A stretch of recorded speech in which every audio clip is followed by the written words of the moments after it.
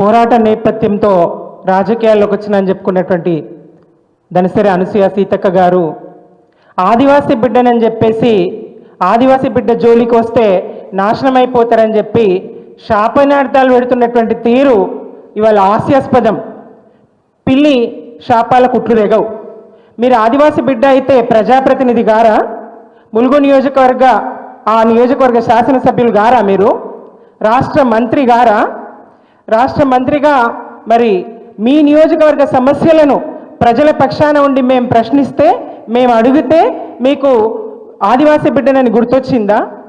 మీరు ఆదివాసీ మహిళ గిరిజన మంత్రి, ఆదివాసీ మంత్రి, సరే, మరి మీరు మహిళల పక్షాన ఏ సందర్భంలోనైనా ఈ 18 మాసాల పాలనలో మాట్లాడినరా? ఇవాళ కేటీఆర్ గారిని ప్రశ్నిస్తారేంది? మీరు కేటీఆర్ గారిని అవమానించే విధంగా మాట్లాడతారేంది? కేటీఆర్ గారికి ఎందుకు హక్కు లేదు? కేటీఆర్ గారిని మీరు మరి ఇవాళ ప్రశ్నిస్తూ మిడతల దండును పంపిస్తారా అని అంటారు. మరి మిడతల దండ అయితే మీకెందుకమ్మా భయం? మిడతల దండ అయితే మీకెందుకు జంకు? ఎందుకు మీరు ఇవాళ అబద్ధాలు ఆడతారు? అబద్ధాల పునాదుల మీదనే అధికారంలోకి వచ్చి ఇవాళ అబద్ధాలు మాట్లాడుతూనే మీరు కొనసాగిస్తారా పాలన?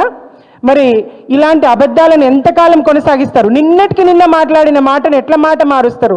కేటీఆర్ గారు కాదు, కేసీఆర్ గారు రావాలి. రేవంత్ రెడ్డి గారే స్వయంగా అన్నారు కదా, ఆ మాటలు మీడియా ఇంకా మర్చిపోలేదు కదా, ఇది ఎప్పుడో సంవత్సరం కింద అన్న మాటలు కాదు కదా. మరి కేసీఆర్ గారు వస్తారా? కేటీఆర్ గారు వస్తారా? మోడీ గారు వస్తారా? కిషన్ రెడ్డి గారు వస్తారా అని సవాల్ విసిరింది ఎవరు? మీరు ఆయనకు సూచన చేయాలి కదా.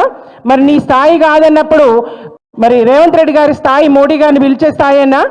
ఆయనకు చెప్పాల్సిన అవసరం మీకు లేదా?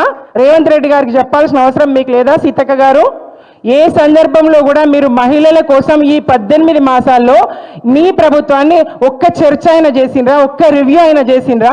మహిళలకు ఇచ్చినటువంటి మహాలక్ష్మిని మనం అమలు చేయలేకపోతున్నాం. రేపొద్దున మనం సమాజంలోకి ఎట్లా పోతాం? జనాభాలో సగం మహిళకు మనం అన్యాయం చేయొద్దు.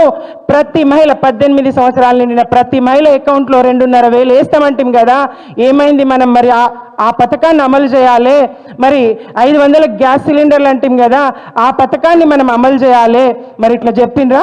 18 సంవత్సరాల నిండిన ప్రతి యువతికి, కాలేజీకి వెళ్తున్న యువతికి స్కూటీలు అంటాం కదా, మరి అమలు చేయలేదు మనమని ఎప్పుడన్నా ప్రశ్నించిండ్రా? మీ మంత్రివర్గంలో చర్చ చేసిండ్రా?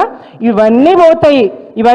ఇవాళ మీ అక్రమాలను, అరాచకాలను ప్రశ్నిస్తే అక్కడ జరిగినటువంటి మీ వేధింపులకు బలైనటువంటి యువకుని పక్షాన, కుటుంబాల పక్షాన మేము వస్తే మీకు కంటగింపుగా ఉంది. మా స్థాయి తగ్గిస్తారు. మీరు మరి వ్యక్తిత్వ హననానికి పాల్పడుతూ నీ స్థాయి కాదని మాట్లాడతారు.